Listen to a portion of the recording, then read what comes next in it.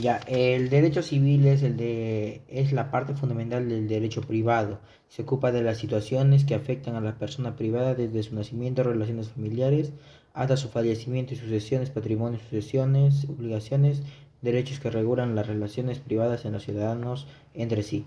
El Código Civil es un texto de normas legales unitario, sistematizado y ordenado sobre el derecho privado. Está compuesto por 10 libros: derecho de persona, acto jurídico, derecho de familia, derecho de sucesiones, derechos reales, obligaciones, fuentes de las obligaciones, prescripción y de caducidad, registros públicos y derecho internacional privado. El ordenamiento jurídico peruano se ha influenciado mucho de los códigos civiles europeos, que es el francés, el alemán, el italiano y portugués. El derecho civil es derecho privado y ciencia del derecho, y también es cultura jurídica. En él podemos encontrar de contratos, divorcios, sucesiones, declaración de ausencia. La muerte es el fin de la persona, eso de postmorte. El derecho natural es aquel derecho inherente a una persona, el cual proviene de su propia condición humana. Por lo tanto, estos derechos resultan fundamentales y universales para todos los ciudadanos. En él podemos encontrar la libertad, derechos de la identidad, derecho a la vida, a la igualdad, derecho a la propiedad, derecho a la intimidad personal. Derecho positivo. El derecho positivo es un conjunto de normas legales o normas jurídicas de obligatorio cumplimiento dictadas por el Estado. Está constituido por la Constitución, las leyes, decretos, resoluciones de funcionarios y organismos públicos. Un ejemplo en que podemos encontrar es la imagen de la voz, derecho de autor, el matrimonio, separación de cuerpos, la vida humana comienza después de la concepción, etc.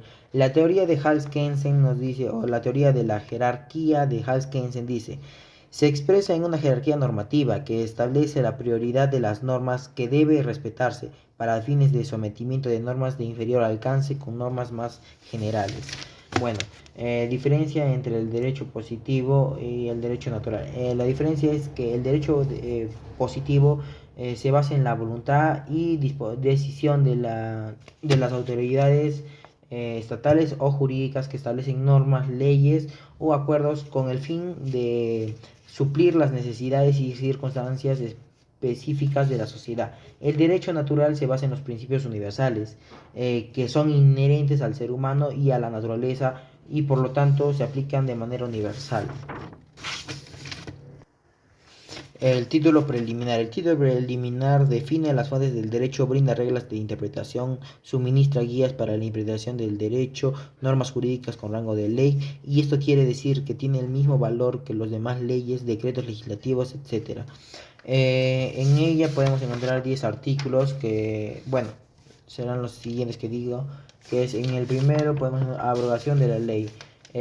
Fue sustituido por, un ejemplo es de la sustitución del nuevo Código Civil de 1984 para modernizar y adaptar las normas civiles a la realidad contemporánea, incorporando avances en el derecho individuales, propiedad y nuevas disposiciones sobre familia y sucesiones. Ejercicio abusivo del derecho, cuando te excedes de tus límites establecidos por la norma.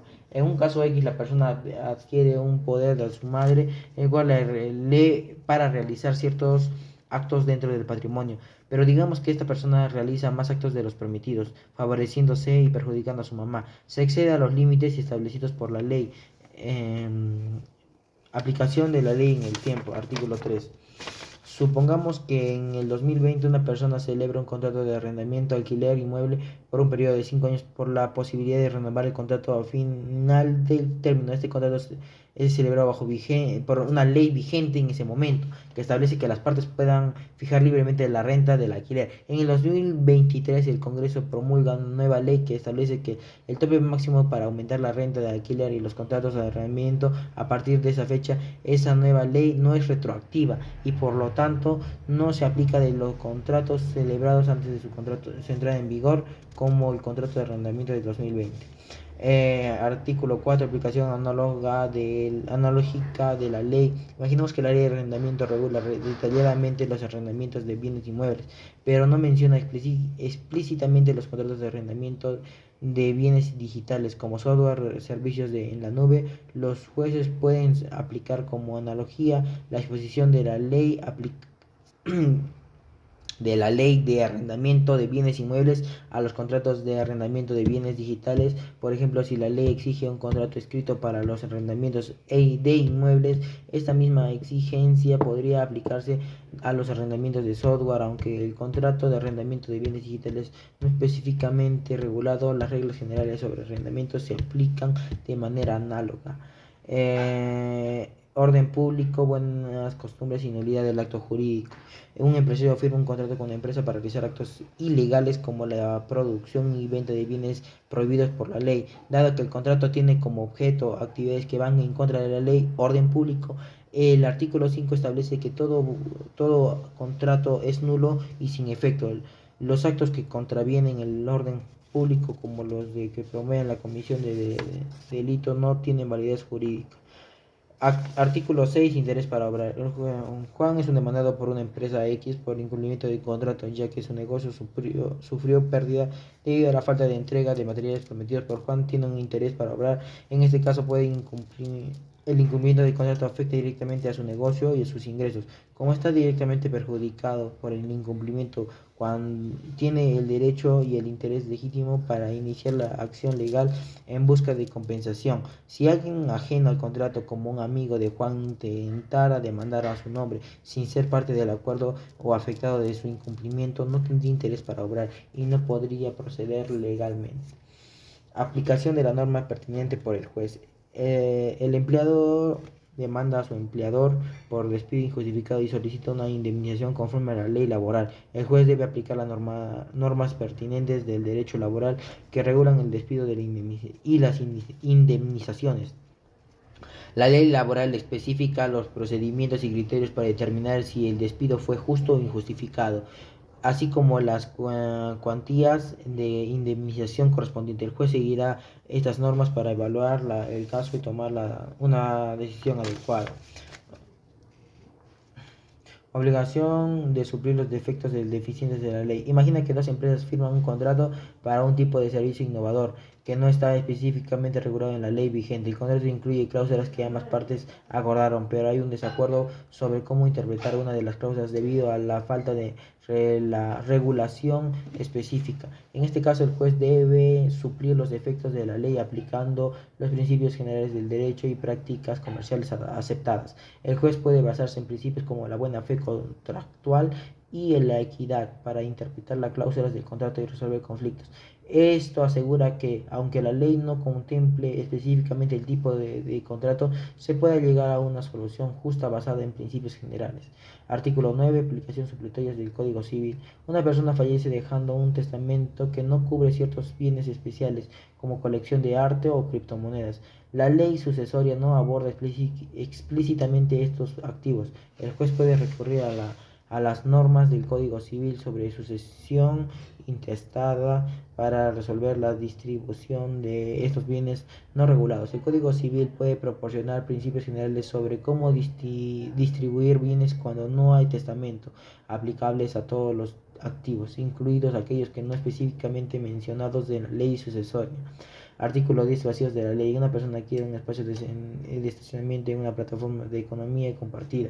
La ley de arrendamiento no regula específicamente estos arrendamientos de bienes no tradicionales como espacios de estacionamiento temporales. El juez puede llenar el vacío legal aplicando principios generales del derecho de arrendamiento del Código Civil, adaptándose a la naturaleza de arrendamiento de un espacio de estacionamiento. Esto podría implicar utilizar principios generales sobre contratos y arrendamientos para resolver disputas sobre términos, condiciones y obligaciones. Principio de la persona. Fernández Cesarego manifiesta respecto al sujeto de derecho que, en la experiencia jurídica en la dimensión existencial, este ente o centro de referencia normativo no es otro que el ser humano antes de nacer o después de haberse producido este evento. ya sea que se le considere individualmente o como organización de personas. Sujeto de derecho es aquel ente el cual el ordenamiento jurídico positivo, en concordancia con la realidad de la vida, imputa derechos y deberes. Solo el ser humano individual o colectivamente tiene la categoría de sujeto de derecho.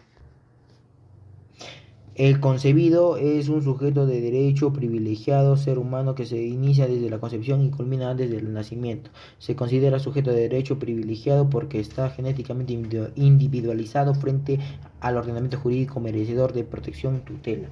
El concebido.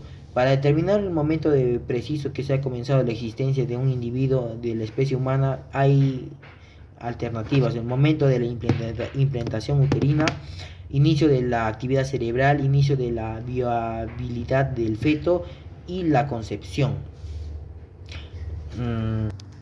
La atribución de derechos patrimoniales está condicionada a que nazca vivo. La bioética es el estudio sistemático de la conducta humana en el ámbito de la ciencia de la vida y del ciudadano de la salud. Examina a la luz de los valores y de los principios morales.